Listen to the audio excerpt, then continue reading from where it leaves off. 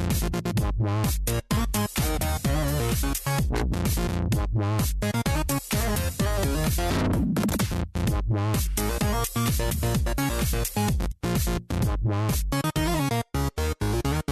morning, good evening, and good day. Thank you so much for listening. This is the Z to Z podcast, episode 0.1, which is a remarkably weird number for an episode, but I assure you we will get on track as this thing gets rolling. This is the show for Xbox achievement hunters and gamerscore junkies alike.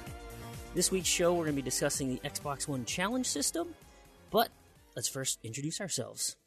So, I'm your host and resident zombophile, the undead half of the Z to Z podcast.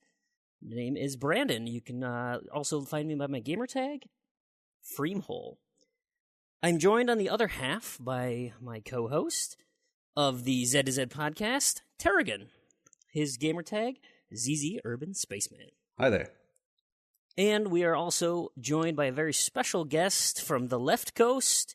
You know him as Crandy. This is our friend, Randy. Hello. So, like I said, this is episode 0.1. It's the first one. This show is different than kind of what we would do for a typical show because, well, a typical show doesn't exist yet. This is our pilot, the first of what we hope to be a whole bunch. We'd like to bring this out weekly if we could. And the plan is we're gonna try to get to this 60, 90 minute mark. So hopefully that pans out, but boy, we've got a lot of content we want to reach today. We've got this rotating section of segments we kind of want to cover, and we're going to discuss Xbox news, reviews, and of course, most importantly, the ever-elusive, yet addictingly desirable pursuit of achievements in Gamerscore, because that's what we're here to do, is collect those toasts and gamer points as best we can. So with the intros out of the way, why in the world should you even listen to us? Well, that's a fantastic question. So, we'll start with my co-host, Terrigan. Tell us a little bit about yourself. Hi there. I've been gaming for a very long time. I'm 41, and I've been gaming since before I turned double digits. So as far as Xbox goes, I think I really picked up and got into achievements about 4 years ago, and I was at a lowly 50,000 gamer score at that point, and I quite quickly got up to my current score now of about 260,000. So I've been kind of hardcore into achievements for quite some time. During that time as well, I've actually been on volunteer staff for the True Achievements website, so I've actually gotten involved in a bunch of the background sort of community stuff that goes on around achievements, including at the Achievement Hounds. And in my day job, I'm a developer. I program, so I've got quite a good tech understanding of games as well as just systems and computers in general. So that's kind of my background. How about you, Crandy? Well, I probably haven't been gaming as long as you have. But I'll stick to my my Xbox background. So I've had my Xbox 360 for about 9 years. I actually just recently realized how long that is when it turned 10. At first, I had no idea what an achievement was. I thought it was the same as Microsoft points, but that'd be nice, wouldn't it? Yeah, it'll be loaded. But so I started off with that, and my first game was Sonic 06, which, looking back, was a terrible mistake. The first few years, I didn't really get into achievements. I like to get them on the games that I enjoyed. I didn't really go for completions, just for quantity over quality, I guess you would say. I think I was much the same. I think I just kind of looked at the achievement lists of some games and went, "No, I'm never getting that one." Yeah, and it was the same thing. I'd be over at a friend's house. I'd try a game for 5 minutes. You're like, "Oh yeah, I got to pop an achievement in that." And now, fast forward a few years today, and I'm quite a strict completionist. I'm still working on cleaning up the mess from all those years ago. As you'll get to know, I play my fair share of Graw, going for those leaderboard achievements. You poor person. But so for the first say 4 or 5 years of my 9 years on Xbox Live, I didn't pay too much attention to achievements. I didn't play terribly regularly because at that time I spent most of my time playing RuneScape. But around 2012, I started really getting into achievements. I signed up for True Achievements, and that kind of it really added a whole new level to achievements. It's where it all begins, isn't it? And It's like exactly. a gateway drug. It really is. And fueled my completionist nature. So here I am today, still trying to clean up. The other thing I really enjoy is collecting. That's I've been collecting games since I can't even remember. Probably since I was about 7 or 8 years old or something.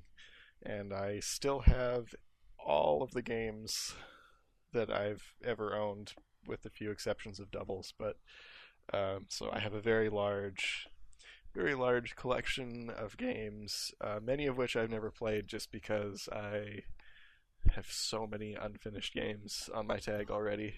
That's the worst, isn't it? I can relate. Yeah, I don't think I was quite as many as you, but I actually remember a point where I looked at I had this ottoman full of games, and I went and I'm like, just open them. You have to unwrap the cellophane. Like, you're not going to do anything with them. Just open the case.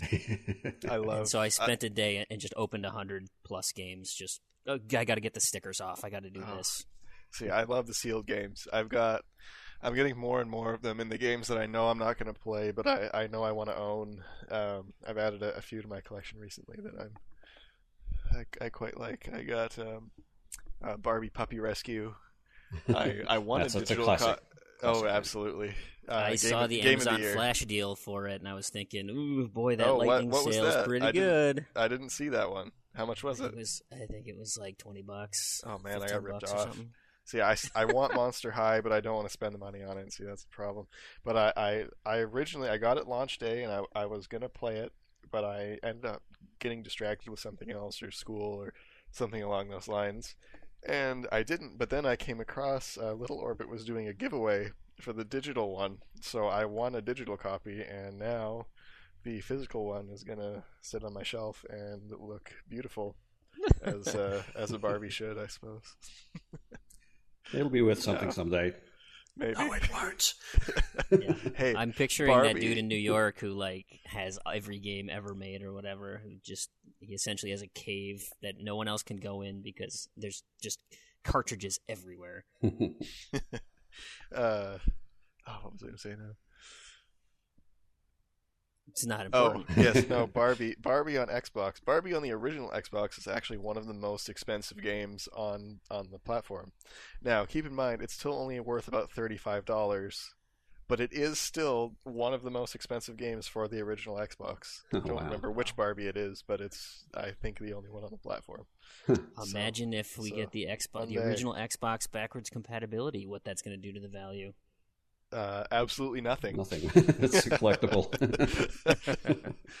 No, I've actually wanted to start collecting for original Xbox right now because it's so cheap. Like, you average $3 or less a game, and there's so many of them out there right now. But I just don't have the space. I live in a very small apartment, so I'm hoping I can get to a point where I can get some of those while they're still cheap before people start caring about collecting Xbox, I suppose.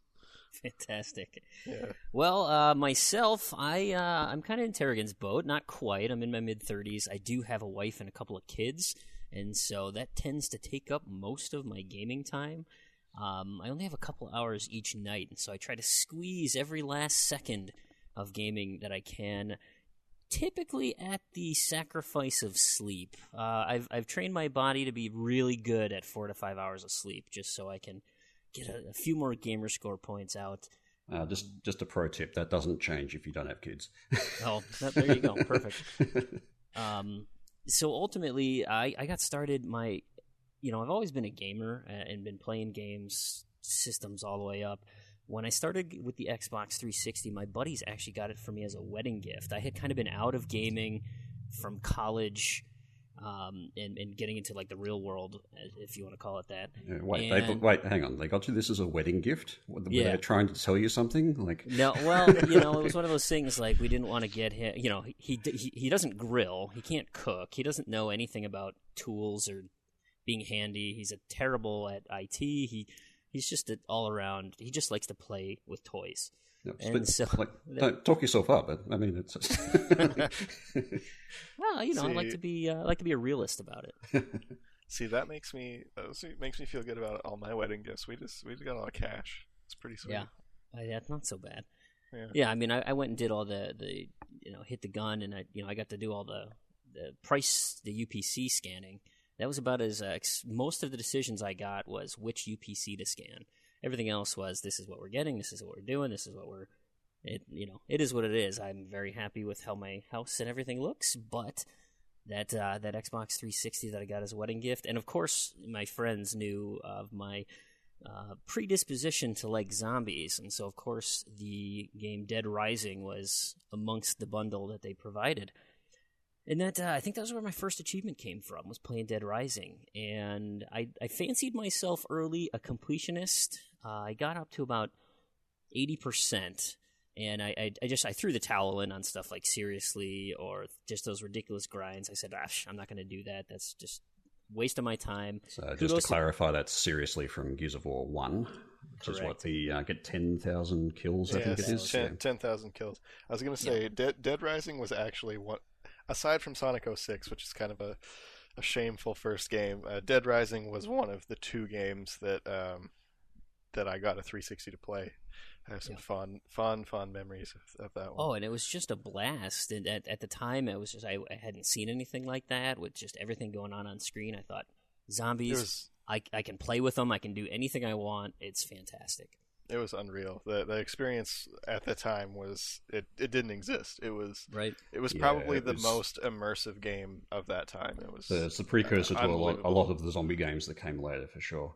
Absolutely. So, love of zombies aside, I put a ton of time, finished the story, did what I did, and I had seen the achievements but didn't really care about them. And then I got Oblivion. And, of course, anyone who's played an Elder Scrolls game knows how much time you can put into that. And the achievement part of it was so helpful because it kept you on track as to, okay, I got to go join the Mages Guild. Boom, do all those. Okay, got to go join the Thieves Guild. Boom, do all those. And like, it helped keep track of almost your progression, as it were. And so I ended up completing that 100% as far as achievements are concerned. And I thought, hey, those achievements are pretty cool. They kind of like do everything that you want to do in a game. I should go back and revisit. And that's actually how I got onto TA, was I said, I cannot figure this survival mode out in Dead Rising. Like, this is obscene. I don't know how you survive for 7 days. This is just ridiculous. And I failed miserably, but I did find TA. And they had a wonderful walkthrough and gave me some tips, of which I could not execute because I found something else to occupy my time. But it's, that was how I got into TA. Yeah, that particular achievement was that one. I think, just to clarify on the 7-day survivor achievement, you actually need to spend 14 hours of real time in that one, and you can't save. And I think I must have failed that at least 2 times before I finally got it. So that's a good 3 days or something like that worth of time I spent just on that one achievement. I recently just went back into that one because, well, normally I just don't have the time to dedicate that. So I had, I think I did it on my summer break, actually. I set aside a day and I said, okay, this is my Dead Rising day. And this was just a few months ago compared to, say, I don't know, I probably got the game 8.5, 9 years ago. So, right. and it really still stands up today. I haven't played Dead Rising 3 yet, but compared to 2 and all the variants of 2, it really still is. The original is the best. But it's so frustrating though with those survivors. The Survivor AI is so bad. Are a nightmare. Yeah, I think the thing that still really gets me in that game, and when I last went back to it, I think it's the convicts on the car outside. They just maul you. You can't, even if you have the Mega Buster, you can't get them. They're just they're tough. And then they respawn the next day. Yeah. God, I remember trying to get the Pimpin' achievement where you got to have 5 girls or something. I think it was 8 girls. 8 girls to follow you, because then you try to do it all, because then you would max out your party for the what the hell was that one called, where you had the full group, and my God, just that big fat loser chick who I was like, just eat her. I will find somebody else. Just eat her. She is dumb. Yeah. Oh, so anyway, is that the one right at the beginning on the rooftop? Yes. Yeah. Okay. Yeah. She's just the worst. Worthless. Just worthless. Anyway, so like I said, I like to do completions, and once I had a job that actually afforded me the opportunity to buy games, I figured, well, I technically have an 80% completion, but there's only like 50 to 60 games on my card. The other 200 that are sitting over here in cellophane, they don't count. And I kind of said, well, that's not really fair. I should probably just throw all those on my card. And so, sure enough, Bean Dived put every one of those on my card and destroyed the completion percentage. So. Yeah, so the Bean Dive, just for people who don't know what that is, True Achievements hold an event once a year called the Bean Dive. It's named after a staff member called Bean Potter who suggested it. And it's basically to go through your backlog of games and get one achievement or as few achievements as you can in every game that you've got. And the dive, of course, is that your completion percentage dives as a result. Right. The only way for the scanners, the TA scanners, to pick you up that you've played a game is to unlock at least one achievement. Yeah, so that's right. Yeah. That's why, if you've played a game and you said, this is kind of dumb, if you didn't get an achievement, then it's almost like stealth mode. You played it in stealth mode without having to open up a second gamer tag. But, that helped. So anyway, Bean Dive aside, I now have become... I'm not going to say a casual gamer, because that's not the case, but I do play things that I enjoy now, and unfortunately things like Destiny, Fallout 4, I really enjoy those, and then the gamer score stops coming. So thankfully, there's the contest GTASC, the Great True Achievement Score Challenge, is just wrapping up here soon, but we had an off-site contest where we were going head-to-head with another team, and that forced me to put up more points than I ever have in my life, and finally, after however many years, have just recently passed the 100K barrier. So that was a fun milestone. Hit it right on the nuts. So that was fun. But here we go. All right, hey, awesome. It sounds like a fantastic group of guys. Let's get into a weekly recap here. So this segment is going to be a regular segment. It's kind of a quick overview of what we did this week. The highs, the lows, the grinds, and the glory. So, Urban, how'd this week treat you? Well, I mean, a couple of weeks ago, I actually attempted a world record. It was blasted around on TA a bit. And I think that basically just took all the gaming out of me. Along with the GTASC, which requires you to do a lot of scoring, I basically dropped out of GTASC that week and the world record, and basically almost didn't pick up a controller for a week. However, there were a couple of new games that had come out that I was interested in, namely Halo 5 and Rise of the Tomb Raider, and I probably spent most of my time playing those in the last week and a half. Rise of the Tomb Raider is a really good game. I don't know if you guys have played it, but it is well worth picking up if you like that style of game. It's definitely on my list. I can't wait till that drops. With all these sales going on, it's been very, very tantalizing. Yeah. I'll probably pick it up at some point, but as usual, I'm usually I have a hard time justifying full price for a lot of games. So yeah. So I'm usually a year or two behind, but I'll get to it eventually. Yeah, I'm a bit like that, but there are some games, particularly as I really enjoyed the first Tomb Raider, which I think I picked up a little bit late. But yeah, the Rise of the Tomb Raider was really good. I played all the way through that, got the 100% and so forth. But I haven't got the 1K yet. There's some challenge modes in that I need to take a look at. Beyond that, I've actually gone back to some of the Batman stuff. There's actually another contest I've been sort of a part of for a long time, which is a contest run by Facial Lafleur over on the Achievement Hounds called the Great To-Do List Challenge, which is essentially get 100 random achievements out of you, unlock achievements that you haven't earned yet from games that you've started, and whoever gets them all first wins. One of those was in Batman Arkham Origins, and so I've picked that up again and have been working on that a bit. And taking a look at the new content that's just come out for Arkham Knight. I happen to really like the Arkham series. It's probably the best realised superhero game ever, in my opinion. I have to agree with you on that one. Yeah. I've still yet to play any of them. I have almost all of them. What? But I have yet to play any of them. Get out.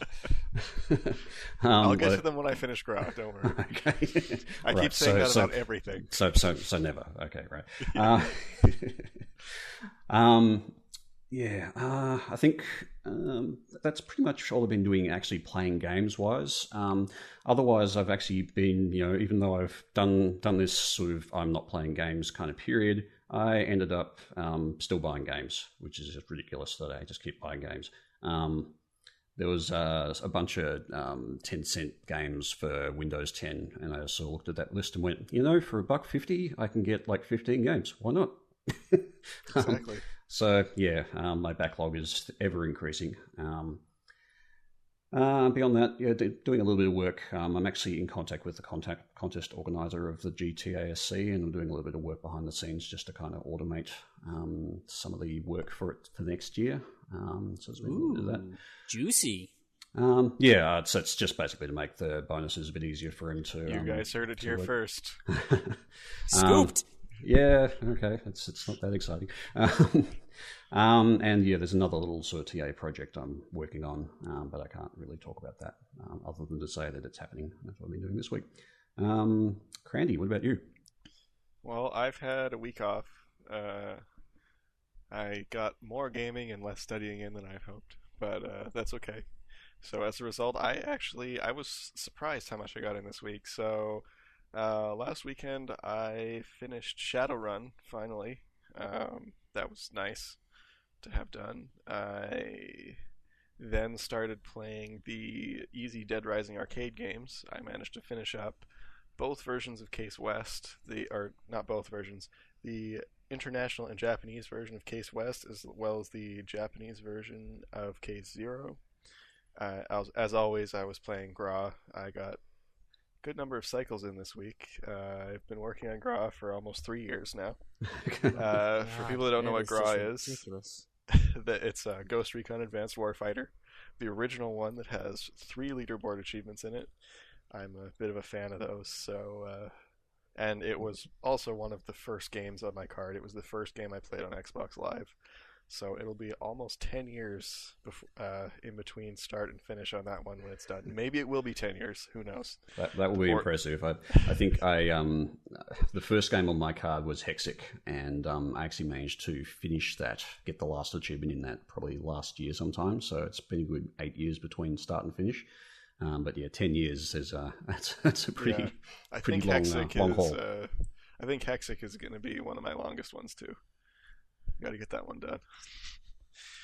Then I moved on to working on Dante's Inferno without a lot of achievement success.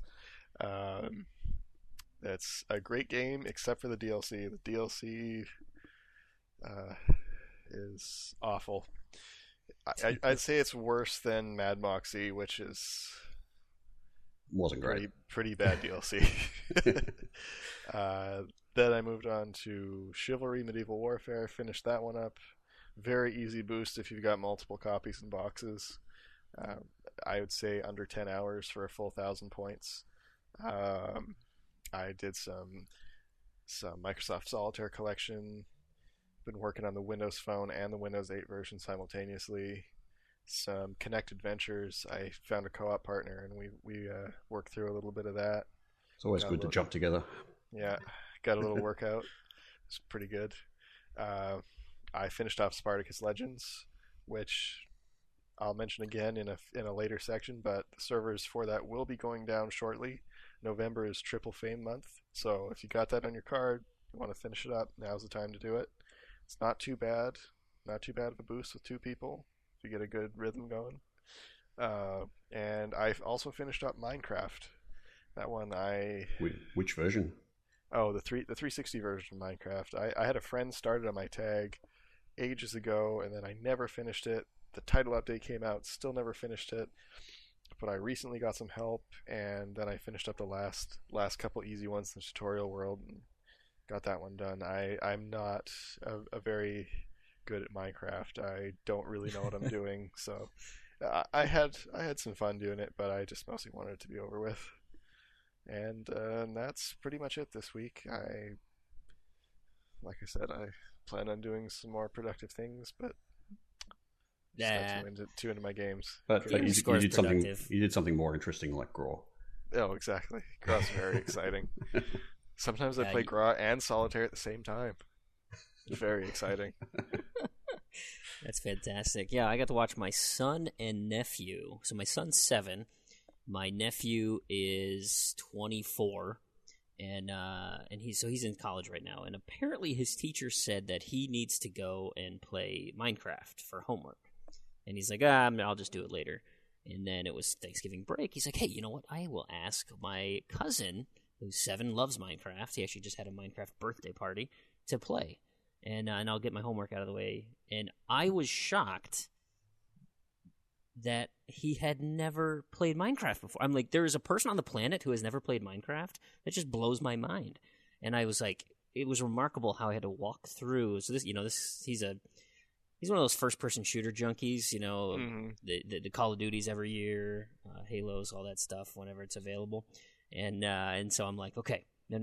You just go collect a bunch of cobblestone. Yep, no, you need to build a furnace. Okay, I'm just walking through, like doing essentially the tutorial for him, so that he and my son could get the thing going. And he's asking my son, like, well, what do I do? How do I make a torch? How do I do this? And he's just, oh no, you get that, get this, do this, do this. And I went and left and did some some holiday shopping and stuff, and came back, and like 3 hours later, these guys had they've been finding diamonds and emeralds and all these crazy things. And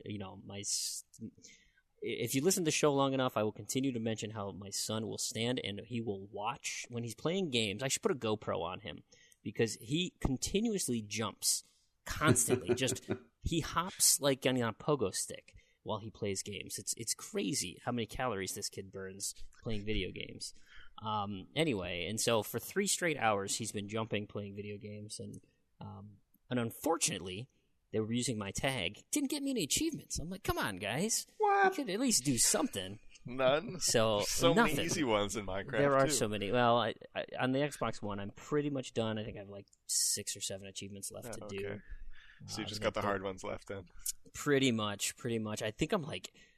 I need to measure how long my train track is. It's like I kind of gave up on it in like the 400s. 400 meters away, and I'm like, I just don't want to keep building railroad tracks. See, fortunately, I got to borrow some ones on that one, which I've got which worlds was quite on nice. Worlds on both 360 and I should one. jump Same in world yours. actually. You can just get that. Yeah, I've got it all set up. Fantastic. The other thing I've been doing all week, and this was with my son as well, is I'm trying to keep this 14-day streak in Project Spark going. So if you're a fan of True Achievement Points, now that I was absolutely against getting Project Spark. Even when it went free, I didn't want 148 achievements thrown onto my tag, because I don't like Crandy. I'm not big into the Minecraft. I'm not big into creativity. But, with things going free, and of course the True Achievement score on Project Spark being ridiculously high, it was wonderful to unlock a bunch of this stuff for the GTA SE. So if you haven't gone out there and collected these achievements, they're relatively easy to do. You can go ahead and just torch my ratio right now because I'm out of the contest. So go nuts. Destroy the achievements in Project Spark. They're quite easy to do. And some of them, just as you go, just take a little bit more time. And so one of those, the Void Storm mission, the episodic content that Team Dakota actually launched, was you had to beat it in co-op. And so I had started with my son, and he and I were playing through, and I was like, oh, this is fun. He can do the 3D platforming and stuff, and the fighting. He likes the combat. It is so choppy and wonky. It is like painfully difficult to try and do this effectively. Certainly going solo is much easier because you can control all that stuff, but when he's off running all over the place trying to find things, it is ridiculous. So I finally was able to convince him, hey, while you're waiting for Thanksgiving dinner, let's just pound through I think we're close to the end. Let's just do this. anyone who has played, in the last mission prior to getting to the boss, there is a sequence where you have to platform by jumping up. It's kind of a winding path of rock, and you have to jump over some chasms here and there. There's some vines that are trying to knock you off. That took probably 45 minutes to try and get up there because he could not just stop jumping in real life, because that would then throw him off the cliff in the game, and you can't disconnect. I was worried if I disconnected him, it would not count for the co-op achievement when I beat the boss. I hadn't researched it enough, so I was like, "Oh, we just have to do this. We just have to get through this." So pain aside, we made it to the top. Ended up doing those. The rest of the Project Spark stuff I have is just getting the champions and stuff leveled up, which, tap in every once in a while. Try to do it every day. Switching gears to a different game I played. Yeah, just on Project Spark, they actually changed a lot of the requirements for the achievements recently, didn't they? When they made it free, remarkably a number of them. And it's pretty easy now. It went from get 50,000 downloads to kill 100 bandits or something like that. So yeah, and there's a lot of achievement hunter worlds out there where they've set up a system that continuously spawns bad guys and kills them immediately. All you have to do is stand there, and it'll just rack up bandit and goblin kills. You can toggle between the two of those. Easy way to get those. And you have to play a certain number of community games anyway, and rate games that you've played. There's remixing level. There's just all these things that you can do, and there's actually a subsection if you go into the game that'll say you want to play a community game, a community created world, and there's actually a subsection called achievement hunting. It could not be simpler.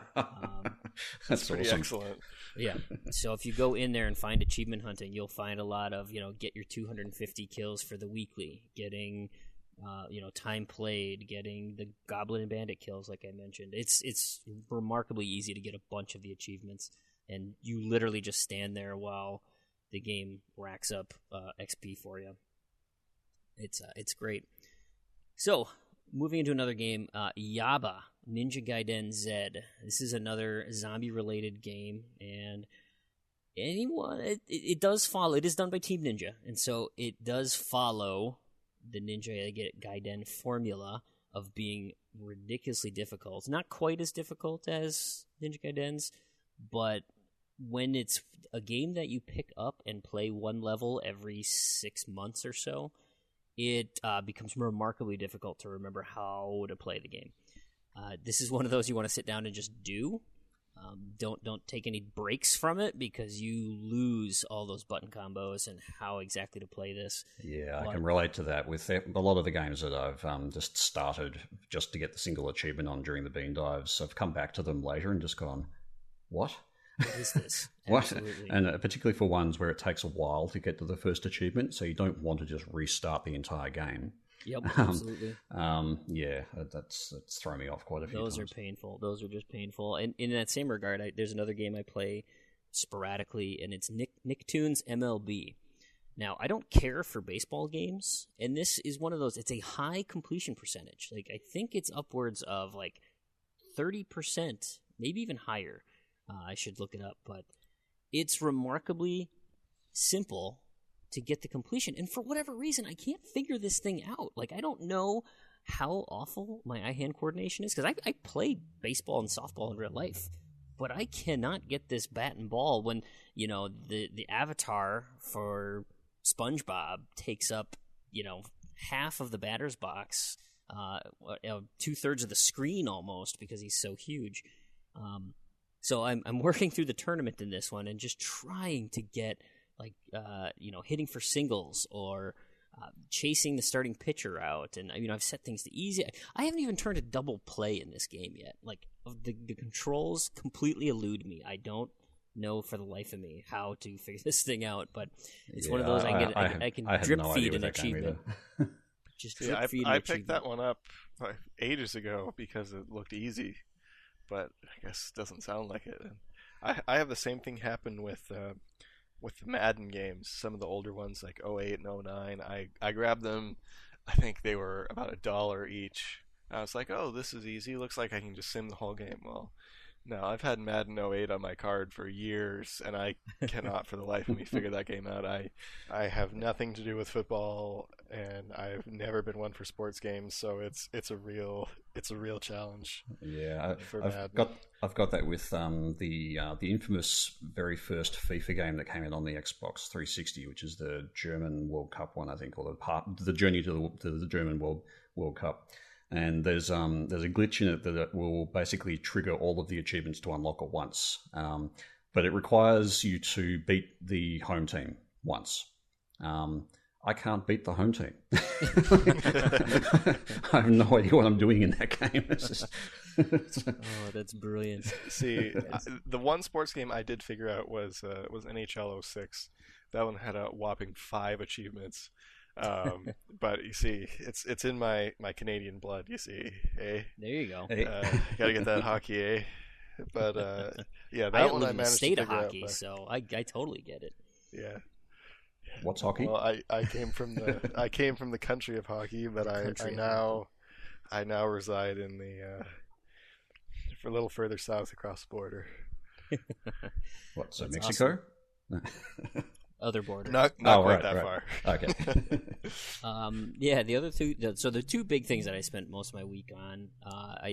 So when I say I'm kind of in Crandy's boat. When I say this is a day one purchase for me, that means the instant it hits $20, it's mine. That's day one purchase. See, I don't buy games I'm more now. of the $10 mark. $10 You know, I'm on the student budget. I actually found I ran out of games that I could get at the $10 point, so I had to kind of up it to like 15, 20. Yeah, $20 is If my it's threshold for retail. If it's something I'm really looking for, like 15, 20, I can do. But usually $10, and it's something I'm mildly interested in, I'll grab it for $10. Yeah. So Fallout 4 was coming out, and of course this is on my radar. And I was sitting around, I was like, yeah, I'm not going to do it. I can't really. You got the holidays coming up. I can't really afford to pay for it. And then Best Buy sends me a random, hey, we've missed your business. Here's $5. I'm like, oh, really? Thank you. And of course, I'm a Gamers Club Unlocked. And then they sent me another email like 2 days later, and they said, hey, if you spend $50, we'll give you a free gift. I'm like, well, holidays are coming up. I mean, it would be dumb not to go buy this, right? So I actually made a day one purchase of a $60 game and played Fallout 4. And what unfortunately has happened is anyone who has played this knows how much fun character creation is and how much fun base building is, none of which have achievements associated with them per se. And so I literally spent way too long running around Sanctuary just scrapping everything. I'm like, oh, tire? That's rubber. Break it. Oh, sign? Take it down. Well, there's crap all over the ground? Take it apart. And I said to myself, go do a mission. You have to go do something productive. Of course, the holidays came up, and I went and did Game of Thrones. So this is the Telltale Game of Thrones, and I'm through. I just did the first 2 episodes. I gotta get episode 3 and 4 done this weekend for another side thing that I'm working on. But as much heat as I've given the Telltale formula about decisions not really mattering, I think Game of Thrones is doing it in a way that I approve. Walking Dead did this too, and I think Wolf Among Us is the one that really sticks in my craw, where you cannot unlock every achievement in one playthrough. You either have to manipulate it or do a dashboard or something to get all of them in one playthrough on Wolf Among Us. But with this one, it's regardless of what your decision is, you're going to unlock all the achievements, and I think that's important because you can still feel because if you don't know what the other side of the world is by making a different decision, I go into it thinking, well, this is my story, this is how I'm going to play it out, and just let it ride. And I say, well, I don't know, I'm not going to go back and revisit because I got all the achievements and I don't care, and so I'm just going to ignore that anything else could have happened. And so consuming the story this way, to me, still makes it fresh, still makes it feel like I'm in charge, even though I can talk to somebody else and they'd be like, oh yeah, I did this, this, and this, all different, and guess what? The same events happened. I get a similar thing. I actually buy a lot of those particular games on both platforms, so the 360 and the One, and what I'll do is purposefully play it differently on the other platform just to see what it's like. You get the same achievements, but you get to see both sides of the story. Life is Strange is like that. You get to play around with a lot of the choices. Yeah, so I'm looking forward to that with how the Game of Thrones is progressing right now. And actually, I mean, Games with Gold that just came out with The Walking Dead. Like, I'd never had it on the Xbox One. I played it on the 360 right when it came out. And now I have that opportunity to go and play on the One and choose different things. And, man, that was my first Telltale experience. And I remember, and I'll keep spoilers for anyone who doesn't know, but I do remember the scene at the end of the 3rd episode. And if you guys can remember what exactly happened in that episode, but I remember the events that led up to what had happened, and I thought, okay, I can kind of see where this is going to go. And then, bam. I did not expect what I saw, and I was just blown away. And it was like 1 a.m., and I'm like, I don't know who to call, but I need to go talk to somebody about what just happened because this is amazing. Like, I've never felt this way about a game. Like, my wife's going to be so pissed if I wake her up, but I really got to talk about this. And, and I get that kind of sensation with, I mean, not quite to the level with Game of Thrones, but at least each episode, it's like they do a good job with those cliffhangers and keep you interested. And, they're threading a nice story. I don't know if I like the multiple protagonists part of it. It seems a little disjointed from that standpoint, but if you watch the show, I mean, that's the essence of the show, and so it's hard to fault them for following what ultimately the show essence is anyway. Yeah, I've heard the story in that kind of goes alongside what happens in the show, but obviously they can't interact with directly or change things that have happened on the show. So I guess that's been some of the criticism I've heard about it, is just that, if you happen to have watched the entire show through and you know it intimately, then you kind of know what's going to happen and you know what you're not going to change. So some of the dramatic choices there are kind of the drama is taken out of them because you know how the show deals with that. Right. No, and that's all fair and good. What I do like is that they make enough allusions to what's happening in the world that you feel like it is part of the story, even though this is a pathetic little house that nobody gives a crap about. And so it feels weird when you're asking, like, important characters, like, hey, could you help my dad? And you're like, shut up. Like, I'm dealing with the king of Westeros. Like, I don't want to deal with your stupid crap. I get that happens, but it kind of reminds me of, I don't know if you guys read books at all. Turns out they actually have books out there, not just games. But what's that word? Book? Yeah. Book? So a book, it's a collection of paper that people write on, and they convey a story. I know it's weird. Paper. So there's a book that I struggled through, but it's of course it's a zombie-related book called Pride and Prejudice and Zombies. They're actually making a movie about it. But if you're familiar with Pride and Prejudice, it's this hoity-toity English countryside type thing, and they said, we could just keep that same story pretty much, and instead of the backdrop of whatever war, we just make it a zombie apocalypse.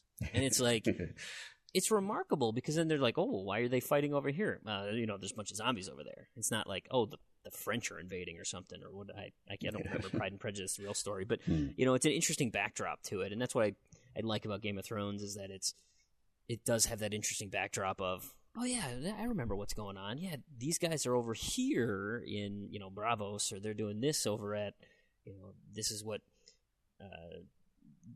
the Targaryens are doing as they're coming up the coast or whatnot. And so it's nice to have that context with the world. So, well, that was a fantastic wrap up of what we've done over the last week or so.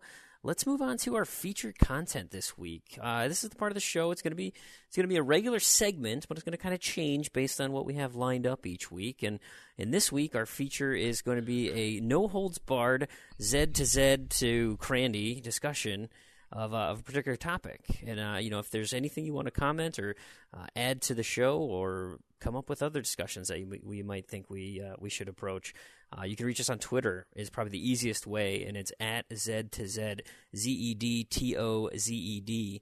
If you've got some clever name that you want to have this segment besides featured content, if you think we're not creative enough, or you just have a really great idea, we'd love to hear it. But this week, we are going to tackle Xbox One challenges, the challenge system, what we think about it, and how it kind of works. So, Tarragon, what can you inform me about this system? All right. Well, the thing that actually prompted me to think about this is recently, I think it was on the 20th, so about a week ago, Mike Ibarra of Xbox actually was on another podcast talking about basically the challenges they're having with the challenge system. No, that's pun not intended there.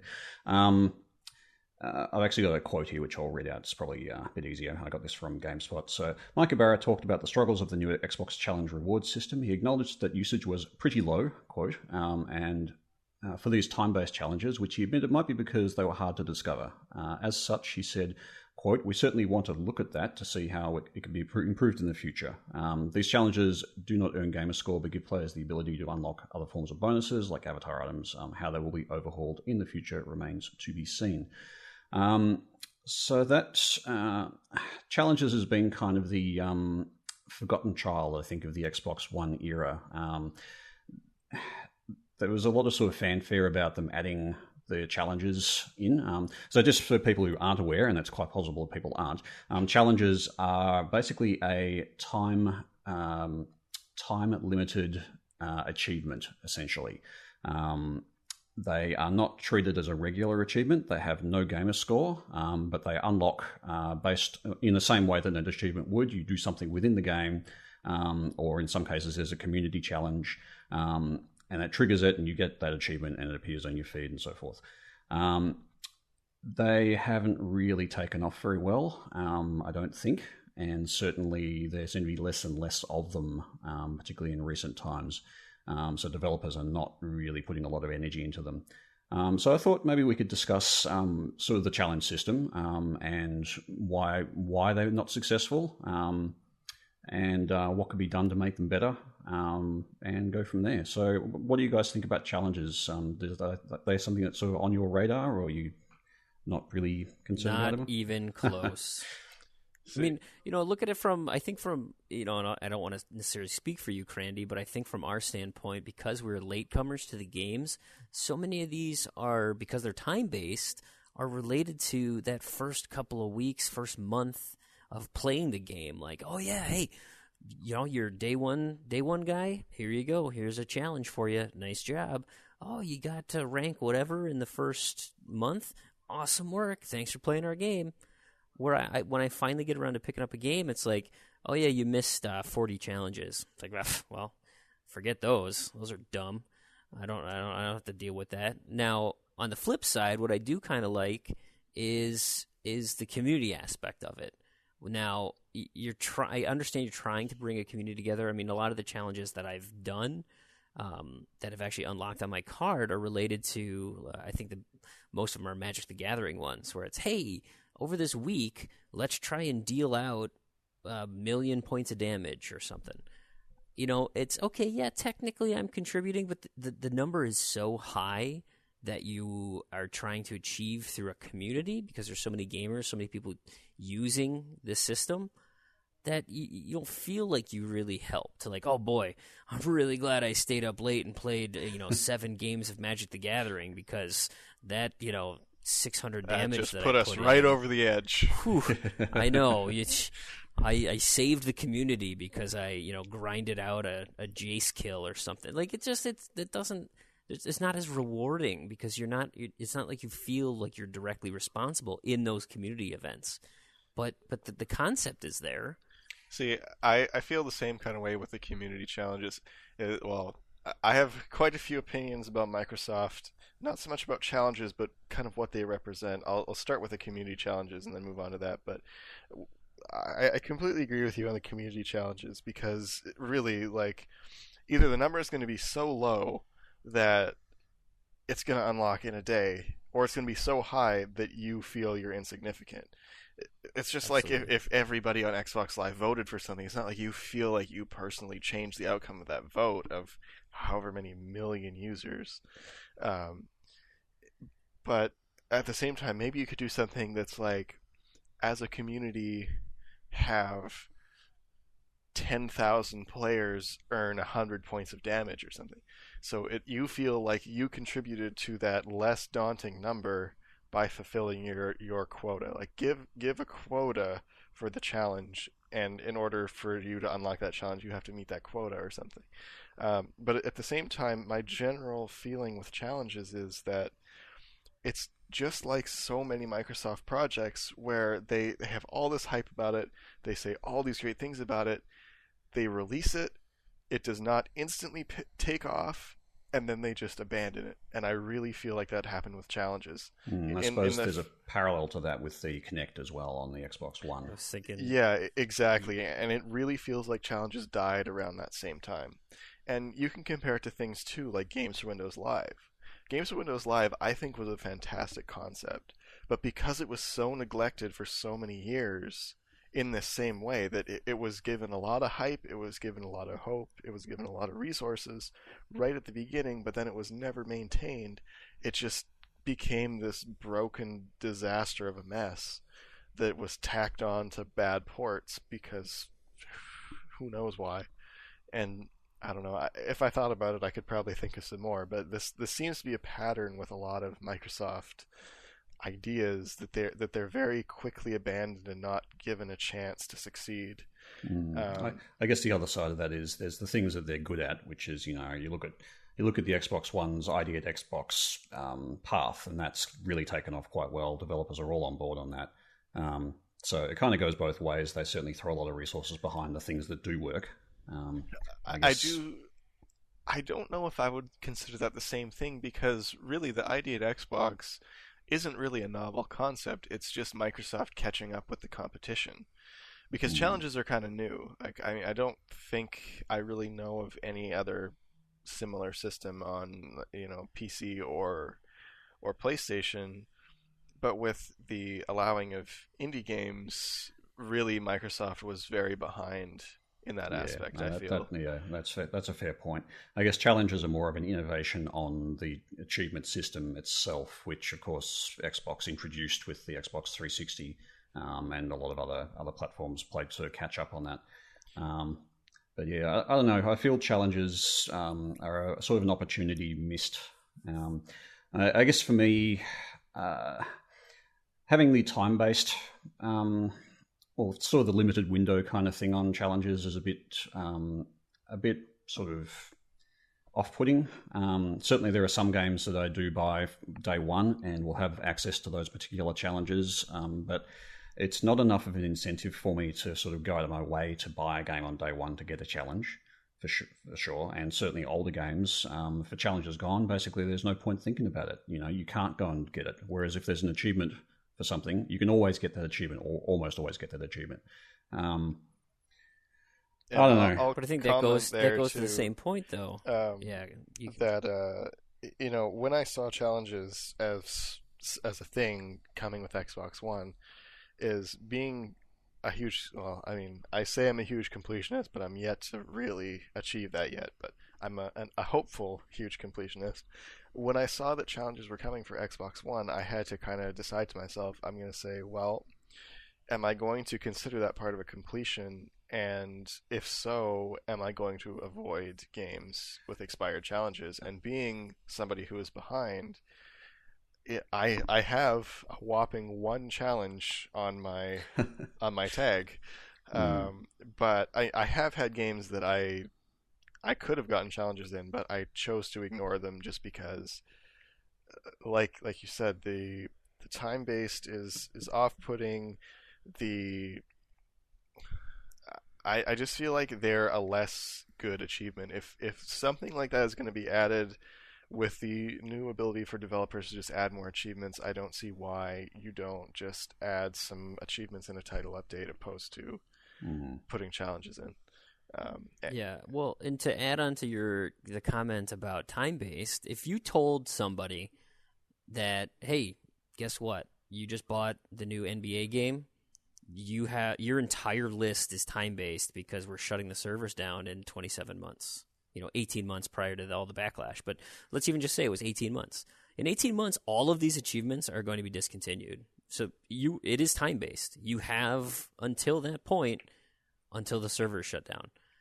But the fact that there's gamer score, the fact that you can complete a game, the fact that it is an individual person's progression through the game, like those are all things that hit really key components to a person's reason for playing the game. It's not to be a drop in a bucket on some ridiculous challenge system. It's not to be, just happen to pay money to buy it and play it the first week or rent it. I mean, I got the challenge because I gameflied it the week it came out and it was awesome. Like getting achievements or getting challenges by happenstance, and like what Crandy said, he's got one challenge. I think I've got 4, and I think I've got something like 3 or 4. Yeah, I know one of the magic achievements I have. I think I just logged into the game. I don't even think I played a game, and it was like, hey, way to go! In November, you dealt out 500,000 points of damage. I guess I should elaborate on my one challenge too. I got it in the free Forza Horizon Fast and Furious. The only reason I popped it and started that game, I think it was the one for playing in the first week or something. It was just to complete the True Achievements app. I needed a challenge, so sure. That was the game was free. The challenge was active and very easy, and that's the only reason. But I must have missed that challenge because I think I downloaded the game in the first week, but I mustn't have played it. Yeah, I see. Oh, well. I wouldn't have played it if it weren't for the achievement in the True Achievements app. Yeah. And so, I mean, ultimately, that's Microsoft isn't tracking challenges, right? It's not a number that shows up right in your face like the gamer score does. There's no toast, right? There's not instant gratification when you unlock a challenge. I thought it would come up the same way as a regular achievement does. It's just it comes out as a challenge unlocked. I can't. See, I can't remember. That's how little I've seen them. I'm pretty sure it basically looks, for all intents and purposes, exactly like an achievement as far as that goes. The problem is, of course, can you tell me where on the new dashboard you can find challenges for games? I don't think I can find anything. Couldn't find them on the old dashboard. Exactly, and I guess that's one of the issues there. Just looking at it from a developer point of view. Challenges actually had, I don't know if they still do, but when they first came out, they actually had an extra kind of restriction for developers in that they had to be tied to some kind of reward.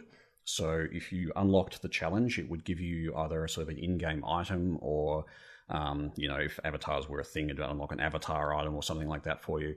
I kind of feel that might have also dampened developers' enthusiasm to use the challenges because they would have to add extra assets into the games or release them or patch the game with new stuff just to make this challenge actually viable or to work according to Microsoft's restrictions.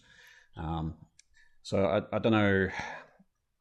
I don't know if changing that, if making it easier for developers to just throw challenges out there would matter.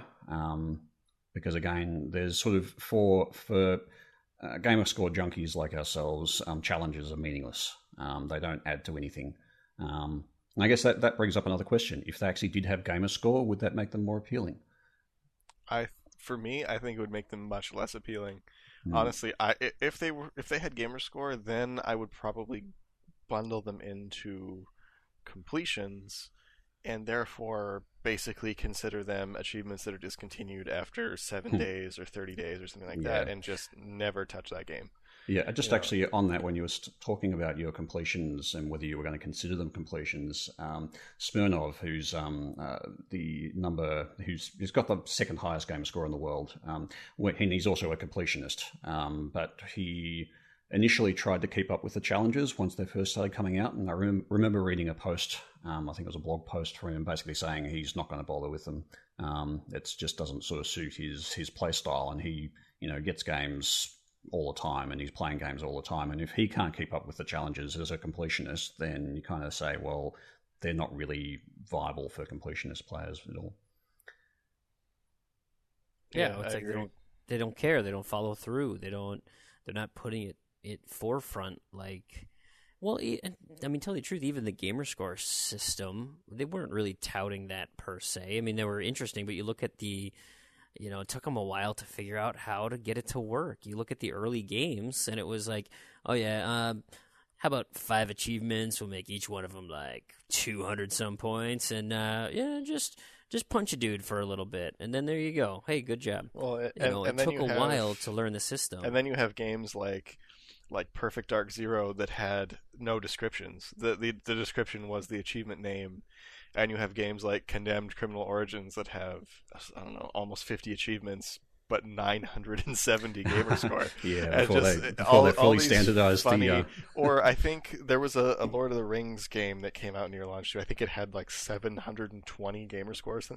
Just really interesting. I quite like those early games with the confused achievements. It's just a kind of a cool look back into the early days of achievements. No, that's kind of the thing. So had they posed an interesting growth pattern to challenges, or we're still early in it, and so it's entirely possible they would do something like this. But from my standpoint as a gamer, I don't particularly care for multiplayer achievements. I typically like to play story-based games, solo type things. I'm not a big multiplayer guy. That being said, of course, I play a ton of Destiny. But from an achievement standpoint, like I don't really want to go and play a game typically because when I get to it, the game is so old, the servers are dead, and I just got to set up a boosting group anyway. And so I'm not getting the experience that they anticipate. Now, had they proposed, and I might get tons of hate mail for this. You can tweet me all your hate mail you want at Z2Z Podcast. Or Z to Z, no podcast part on there. But if they said, hey, the challenges are going to be a subset of achievements with Gamerscore that are related to multiplayer online type things. Make them leaderboard based. Make them, games played. I could go for that leaderboard based challenge. Yeah, ranking type things. That's juicy goods for me. And then your Gamerscore, your traditional achievements are for completing the campaign, finding the collectibles, doing things within the single player context. If they made a dichotomy like that, where now you can cater to different groups of people. Your Call of Duty junkies, 10 prestiges, that's fantastic. Each getting 1 million kills, doing whatever. I look at the Gen 10 achievement in Titanfall for 0 Gamerscore, and it's like, well, yep, that's just dumb. If I as someone who would like to be a completionist, that would just piss me off. But as someone who doesn't care and to write that off and say, yeah, well, I'll just never get that. It doesn't matter. It's still kind of a slap in the face to have this 0-point achievement dangling out there. And sometimes they're just, vindictive developers who want to do something goofy like that. Fine, that's your perspective or your prerogative. Sounds like Epic. Yeah, Epic. There's a similar one in I think it's Infinite Undiscovery. The hardest achievement in the game is like 1 Gamerscore. Yeah, I gotta love that. You don't even get the extra goodies from the ratio on those ones. No. Well, you can look at Kane and Lynch. True Elite and Celebrity, number 1 and 2 on the leaderboards, both were 0 points. Yeah. And for years, maybe aside from boosting accounts, only a handful of people had those, and they were the hard. I think in that case they were almost looking to use those as challenges by giving them 0 Gamerscore.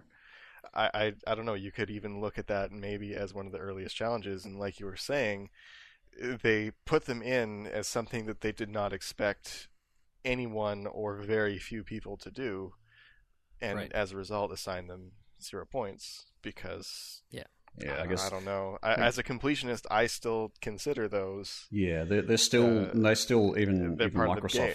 Microsoft's categories for getting 100% in a game is to get all of the achievements in a game according to the Microsoft website.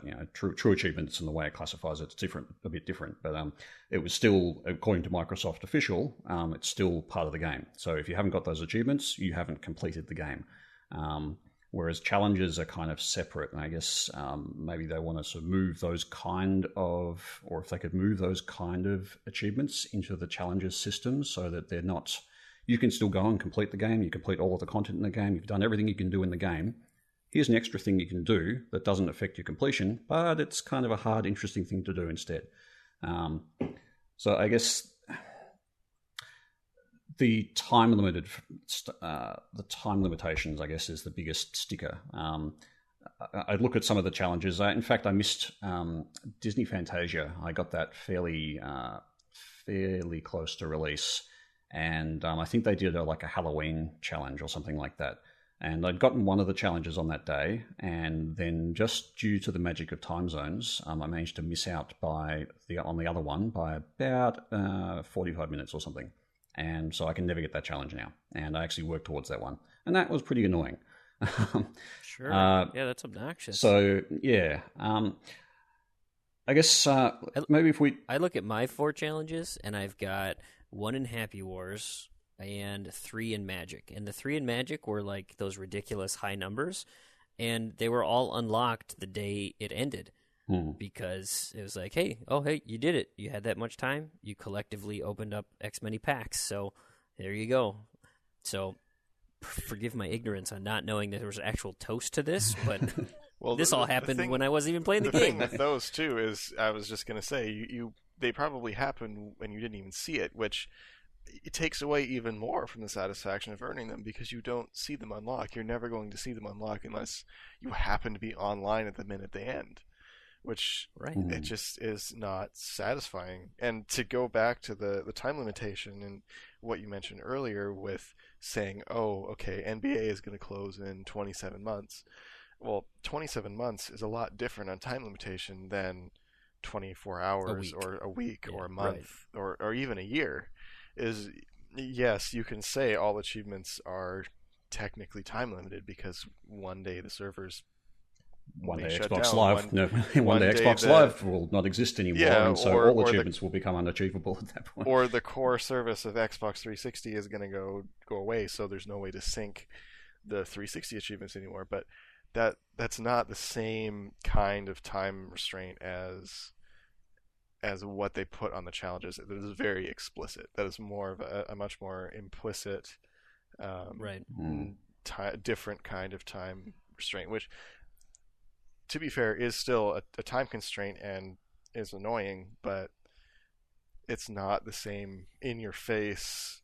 This is, you got to get on now and work on this now. There's a couple of more slightly obnoxious ones in recent times. There was one in Star Wars Battlefront, I think, and the challenge was related to getting the game on EA Early Access and playing it during that week. And that's like, okay, so you have to have an EA Access subscription and then get the demo and play it within the first week before it's even been released retail. I don't know. I find that one a bit... Seems like they're just trying to go for a cash grab.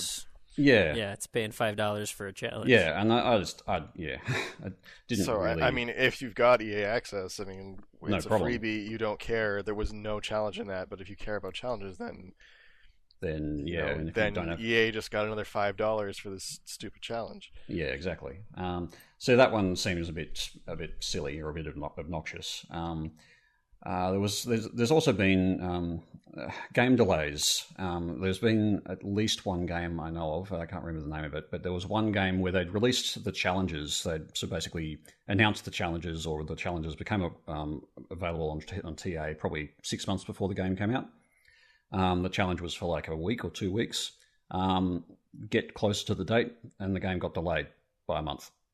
so it was impossible to get those challenges. Well, I do remember it wasn't a game delay, but it was a similar situation where Saints Row 4 / Gat Out of Hell on the one I guess obviously on the one, had challenges come out that expired before the game was even released. Yeah.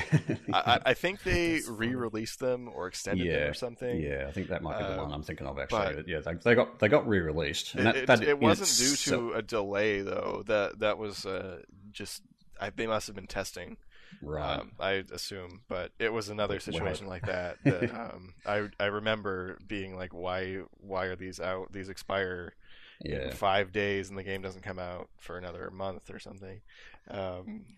And then there's the other thing too is these challenges. I think in the earlier games I don't know if there was pressure from Microsoft or developers were just trying it out, but there were a lot of unobtainable challenges too. Like I think it was Rayman Legends. I think all of the challenges were unobtainable. I think I remember that. Nice. Yeah. Maybe all but one, and the one was very difficult. It had a really high requirement. I'm pretty sure, and then the rest, many challenges in that game were unobtainable. And then you wonder, well, like, did the developer even care? Did they just throw something together? Because obviously they didn't put much Sure. thought into it. If almost every single one of them is unobtainable. Yeah, or they just missed something fundamental in the way they connected the game to the challenges, and it just didn't pop. Well, and then they clearly didn't even test them either. Yeah, well, I guess the problem there as well is that, let's say it is a time limited thing. Let's say we'll take that as the example, the Rayman Legend ones, and let's say there's 5 challenges there, and only one of them works. The time it would take for the developer to test it, work out what the problem is, fix it, bundle up the update, get it certified by Microsoft, and then get that update released would probably be longer than the period of the challenge itself. So if a challenge doesn't work, and that's because of a game bug, then there's nothing that you can do about it, except, perhaps re-release the challenges later. Which is kind of interesting. I think I recall somewhere they're saying that they're not actually allowed to repeat challenges. I don't know if that's changed, because I do remember there was something that did actually put in a repeating challenge, or a challenge that came around again. So that may have changed, but I think, if they've put in a challenge and it's been and gone, then they can't do the same challenge. Mostly, I think, because they tie to a particular type of reward. So no challenge, double jeopardy? What am I hearing? So I just had a look at the Rayman challenges just for this. So the game had 10 challenges, and only 5 of them were functional, where the other 5 were all unobtainable.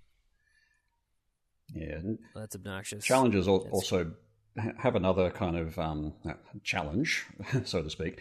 I for a time I worked in the game info team on True Achievements, and the time to nature of challenges made it actually quite difficult for us to think about things like flagging those challenges. Like, how do you flag what's actually required to get the challenges, and things like, if you've only got a week, people putting up solutions for those challenges, basically they're completely useless after the week. So people are probably less likely to actually put solutions up for those kind of things.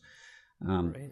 It's a huge waste of time. Yeah, and so it's because, nobody's going to look at those challenges again after the period's ended, so there's no point. Nobody's going to go and vote yes to your solution and say that worked for me because, the challenge expired 3 months ago. It was an interesting idea. I'm just not quite sure it really has worked very well, and certainly visibility of them is a major issue, I think. Yeah, it's a huge problem. I think aside from my multiplayer single player split that I kind of like my idea that I just came up with on the spot, but a secondary idea would be, we've kind of talked about this a little bit, is tying them back to rewards, like actually give you something for doing it. And if you want to, if it is pay $5 to get your challenge because you're a part of EA Access, then with the re-release of avatars that are around the corner, give me a cool hat. give me a Boba Fett mask for free. But then isn't that just the Avatar awards that already exist? Oh, absolutely. But if you tied them to challenges, then you'd feel like you're getting something for doing a 0, point. And essentially, but I mean, the Avatar awards within games that basically were challenges were complete requirement X, get Avatar item Y. Not just like challenges, they kind of started off as a thing, and then after a few games just kind of disappeared. You see them from time to time, but it's very rare that you see those anymore. And I did like them. I think they're a good idea, but then you're basically just recreating and renaming the same system, maybe with a time limit if the time stays on. I think about the Avatar Awards. So this is the original Xbox 360 games. You had sort of the extra. You start a game, you might get an Avatar Award unlocked, or it might unlock a game like a game of the pick or something like that. And I mean, I've certainly got a number of those. I guess the thing about that is that there's no way for me and say like True Achievements. I know gets access to a lot of background, like back info, like back office info, I guess, of like achievements and the way the games reward players. A lot of that sort of game of pick or the Avatar unlocks are not really documented anywhere. There's nowhere for me to go and say, okay, what are all of the unlockables in X game related to these things? There's nowhere. And I don't think that information is actually published anywhere. So it's not something that, say, for statistics junkies like ourselves can go and look at and go, hey, I haven't got those ones. It's... Just because that system doesn't exist doesn't mean we can't implement it. I mean, you're starting a challenge system. So guess what? This is what our challenge system is going to be. A, they're going to be tough as nails, just the hardest things you can possibly do for the real diehards of the game.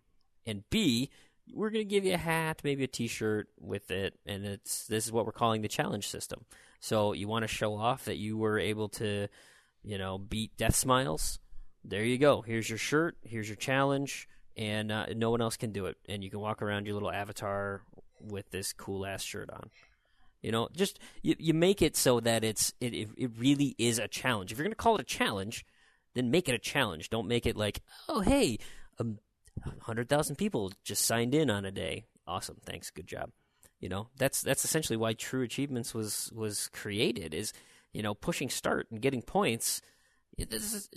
We're not calling that an achievement, even though, we get gamer score for it. That's not an achievement. I pushed a button. An achievement is completing a game, getting all these kills, getting a kill to death ratio, whatever. I don't know about you, but I pushed that button like a boss. I've still yet to push the button. I've owned the game for years, but I have not popped it in and pushed the button. I will. I do still plan on it. I hit the back button. I hit the back button and failed. So rough. So I had to quit. It's pretty you're tough doing to it have wrong. another go at it. You're doing it wrong. Did it wrong. But I think there's merit here. I think there is. I think what Crandy said is going to be absolutely right. It's, hey, yeah, people don't really like this that much, so we're going to just focus on everything else, and then maybe it'll fix itself when we're not paying attention. I mean, that's what I feel the challenge system's going to do. Is it'll be Avatar Awards, it'll be Connect for the Xbox One. Well, and just to briefly come back to that of the let's ignore it and hope it gets fixed, is I think, like I mentioned, I compared challenges to Games Windows Live earlier, and I think the same way Microsoft put these restrictions on both of those things at the beginning. They charged, I don't know if they charged companies, but they charged users a pretty substantial fee to play online in Games Windows Live, and at the beginning they had all these high hopes, but they also had these restrictions on it. And the same thing with challenges is, by tying it to something in game, did they do the same thing and shoot themselves in the foot by making developers tie them to some kind of reward? Yeah. Would they have taken off better if they could just have challenges just for the sake of having challenges? And I don't know if we'll ever know that, but that's I guess what I'm wondering. It might be maybe as a follow-up, we can have a look at some of the challenges that do keep coming up recurringly, or the ones that are sort of happen a lot. I think the only real notable application or game that actually has challenges that are meaningful is the Xbox One Fitness app. That's always got challenges going on. So maybe I might, or if we can do some bit of research on just what they're doing that's different to the rest of the gaming sort of community, and we might get a bit of a feel for what's going on. But we should probably sorry. That's a great idea, and I don't think we fixed it today. No, we'll get there. But I think we had a fantastic discussion on this topic, and so I think with that we will absolutely move into our news section. So this week with the news, this is going to be a regular segment for us. We're going to kind of check in on all that juicy news that we have in the week. We're not going to get everything. If you're a gamer, you follow the culture, you're probably going to know all this stuff anyway. But what we do want to do is cover a kind of a wide array of topics on what we at least think is interesting, something that we like to talk about, maybe have a little discussion. And personally, I have this problem where I like to add all these mini segments inside of these larger segments, and so I can't really help myself. And we've got a mini segment right here that we're calling Knobs and Discos. So, Urban, what the hell are knobs and discos? Okay. I was working with Facial LaFleur on the Great Random To-Do List Challenge over on Achievement Hounds some time ago. And we were having a lot of discussion back and forth in Skype chat, I think, just on removing unobtainable and discontinued achievements from the lists that were being scanned and so forth. And one time I just typed in a sort of a shortened version of that, which was just unobs and discons. Now that's all very well. I typed that in, I pressed enter. I then looked back at what I wrote, and spell checker had changed that to knobs and discos. And so from then on, I've just called unobtainables and discontinued achievements knobs and discos, because it was just a funny thing. But it works. Yeah. It works great. So that's where that originated from, and I thought that'd be a good name for this segment. Now I might hand over to Randy, because he's kind of the guy who knows a lot about these knobs and discos. So go ahead, Disco King.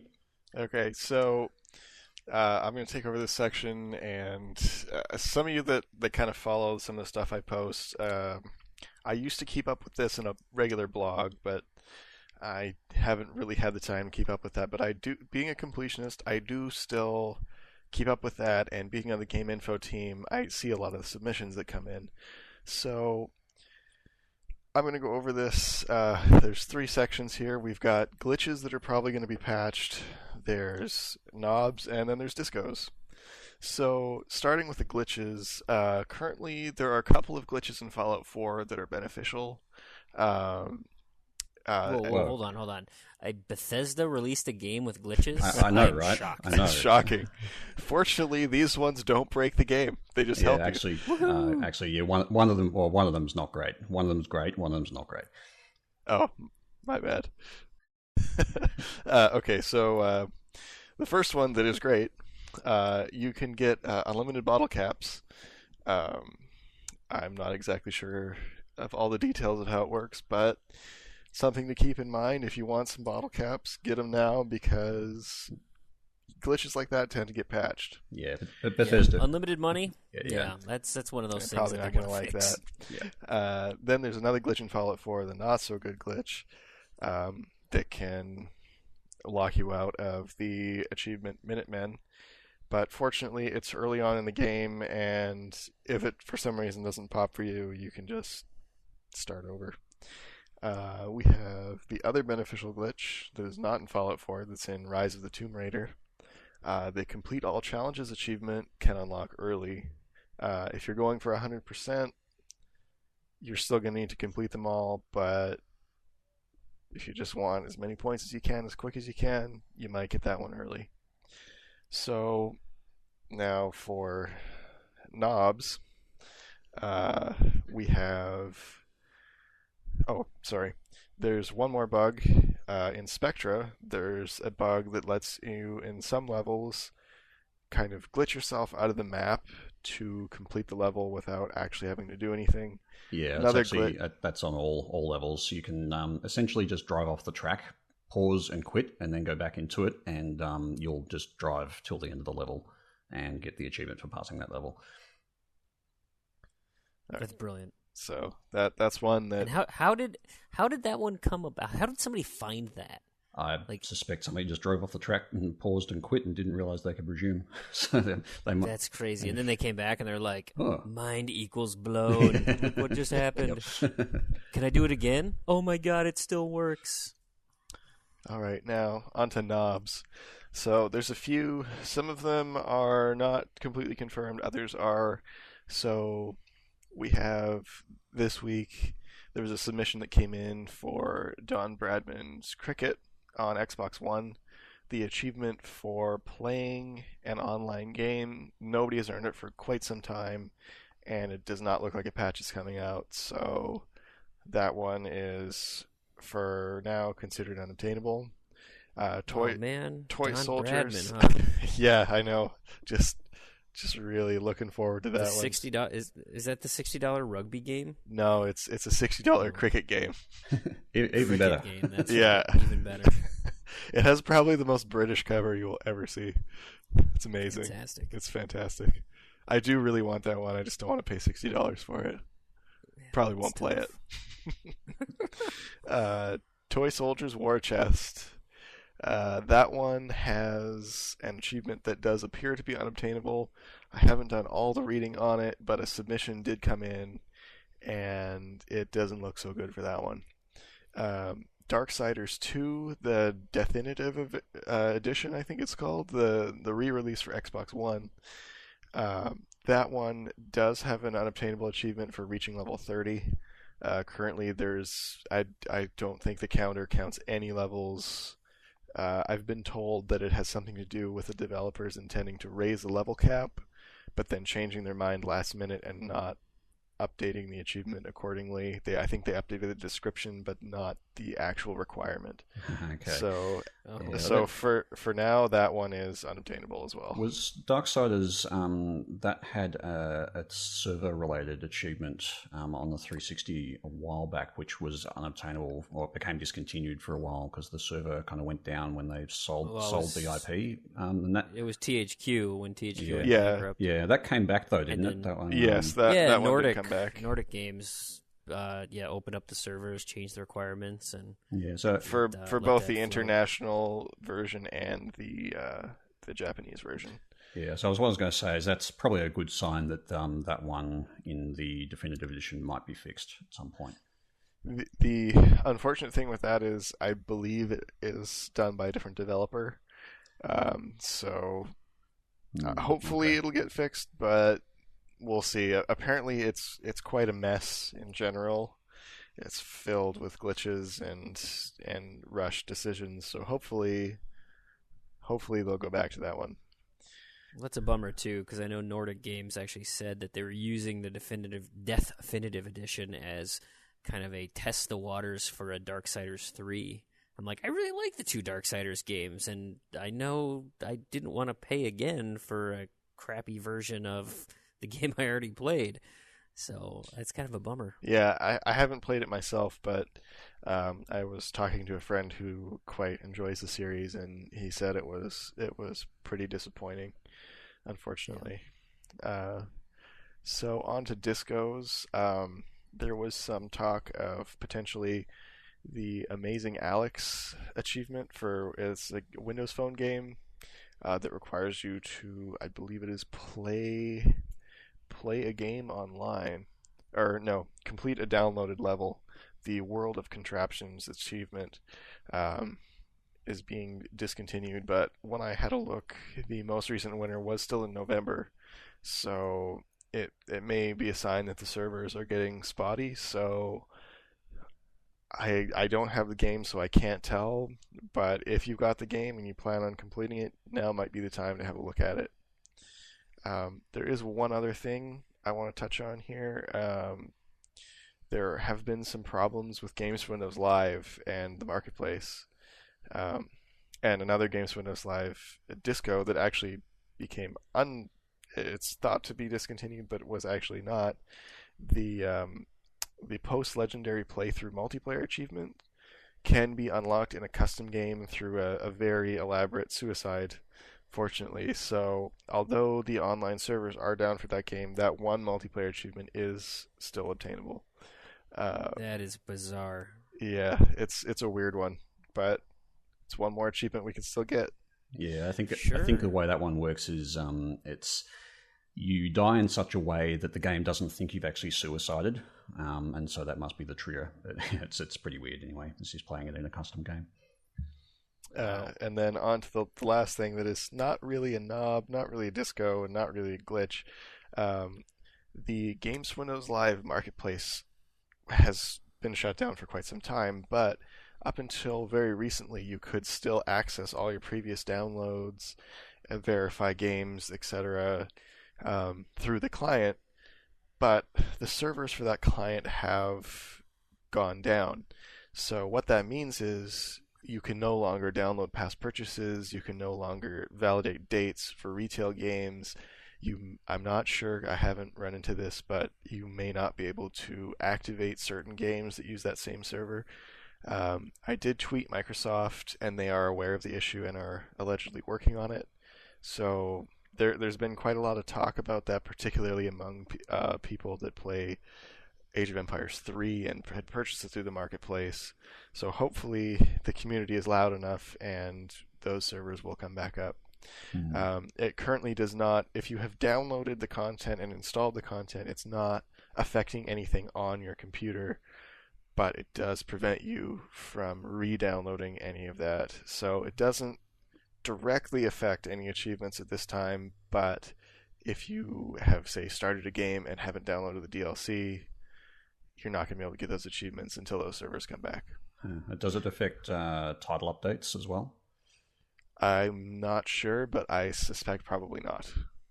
But who knows? It could. That's not something I've tried. It'd be unfortunate if that were the case. Yeah, that's crazy. But so hopefully Microsoft is on that. They were very, very quick to respond to me on Twitter, which was nice. Well, fantastic. Now we'll move into our Games with Gold. They've been announced for December, and we get a little Christmas bonus, a little Christmas treat here. So starting out on the Xbox 360, they're going to give us Castle Storm to start from December 1st, December 15th, of course. On the Xbox One, we get a launch title. The game is launching. It's The Incredible Adventures of Van Helsing. Is going to be free from December 1st through the month, I believe. And then that game, actually, I had a look at some of the footage on that, and it looks very Diablo-esque. So I think if you happen to like Diablo, that's going to be a good game to get on. No, that's a strong statement right there, Terry.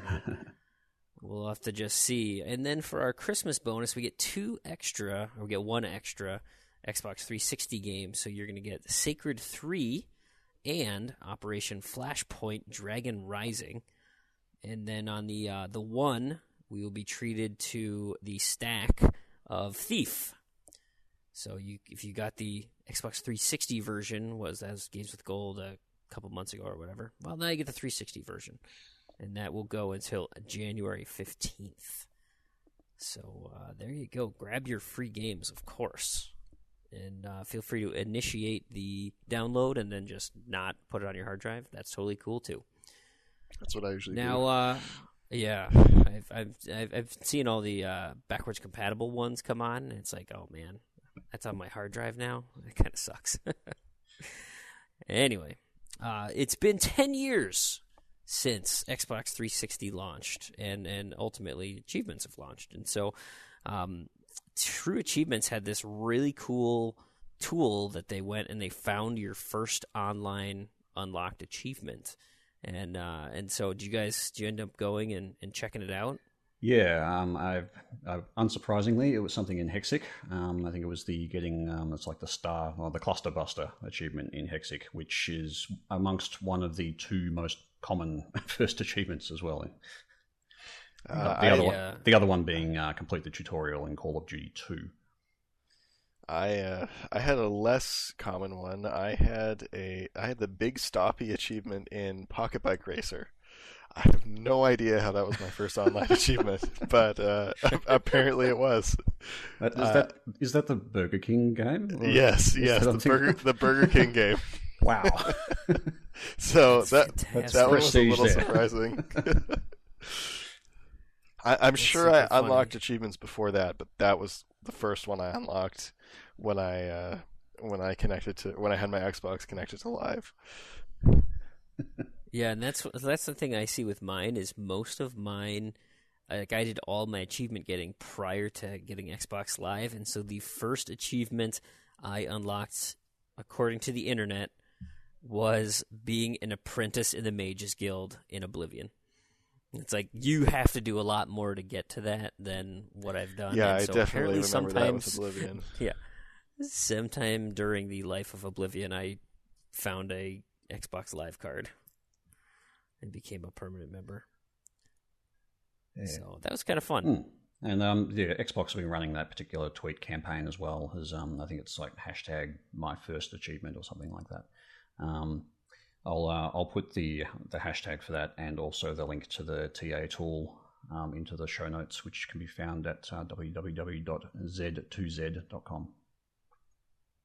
Fantastic. We have a website? That's awesome. I'm excited to go there. You should all go there. And another favorite, but unfortunately a more common subsection of our news, is going to be Game Delay Roundup. And we've got a tiny little mention because Rainbow Six Siege delayed yet again. This was that open beta that they were going to have. They only missed it by a day. They had issues on day one. I think it's up and running now. Game, of course, releases on Tuesday. Well, I mean, I say of course, but they've already delayed it a couple of times, I believe. So who knows if it's actually going to be ready on Tuesday. But you got to think if they're having an open beta and then they had the closed beta. And my guess is December 1st is safe because I'm sure stores have it by now. But Are there any challenges associated with that? I couldn't tell you. I was Took part in pretty the open beta. I was pretty disappointed with that one, to be honest. I think it looks like it has very little content for the amount of time and delays that have gone into it. I'm a unfortunate. big Rainbow Six fan, and I canceled my pre-order after I played the beta. It was quite a disappointment. Wow, that's really not what they want to happen after people play beta. No, see, that's happened to me like 3 times. Gears of War Ultimate Edition I was going to buy till I played the beta. This one, and I guess this twice, not 3 times. That is too bad. I this didn't appeal to me once they said multiplayer only. Yeah, well, that was the last nail in the coffin. There was no single player. That's done. No way. Yeah, absolutely. And then another subsection that we likely will touch on each and every week will be the backwards compatibility roundup. And Tarragon, you say that there's something I should know about. Yeah, I just happened to spot this on Reddit today. Somebody put the Namco Museum XBLA disc into their Xbox One, and now the Pac-Man, one of the Pac-Man games is already on backwards compatibility, and that's why they put it in. They wanted to install that. But it also went and tried to install Ms. Pac-Man, which is not actually a backwards compatibility title. So it apparently doesn't work, but the fact that it even installs and is recognized could indicate that it's a future backwards compatibility title. Interesting. What do you think the next wave of backwards compatibility titles are coming out? I suspect I know mid-December or just before Christmas. Yeah, I suppose. Hope so. Yeah, I think I would have thought it was going to be a little closer to Thanksgiving, or when people are going to be buying consoles up, that they're like, oh hey, and by the way, guess what else is coming? You really keep that hype train going. I figure the first launch set was all people like, let's just test the water and see, what developers are actually getting on board and stuff. So yeah, I was kind of thinking it was going to be like a beginning of the month type deal. Like you announce games with gold, you announce next month's backwards compatibility. Kind of it all rolls out at the beginning of the month. But I don't know where I got that idea from. But that's just kind of my initial thought. It makes sense that they would sort of do something like that. Maybe they just haven't kind of got the processes in place for that sort of thing yet. Maybe. The other thing, there was a campaign or something I saw recently from Xbox where they've actually sent out a bunch of just sort of random code word things and said basically, hey, look at these are anagrams. If you can work them out, you might know what's coming up, and linked off to the backwards compatibility thing. So there's actually, they're kind of hinting at a few new titles, I think, there, but you have to be kind of good with anagrams. I like anagrams. I like puzzles. They're throwing a, Show me just those. throwing a Well, solver. I'll see if I can find the link and I'll post it in the show notes. But it might be.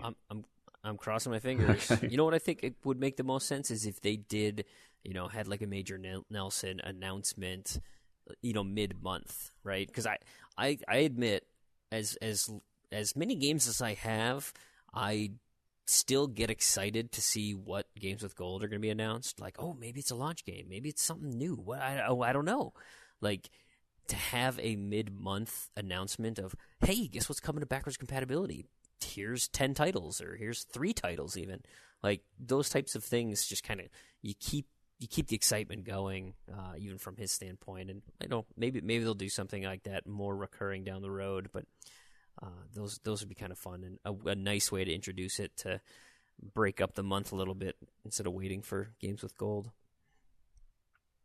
Well, fantastic. Was there any other news anyone needed to just get off their chest? Anything fun? No, I don't know. Pretty slow news week, I think. I don't know if you guys are into this, but I just remembered that, I don't know if this is going out to everybody, but I did get an email and a code this week for the Doom closed alpha.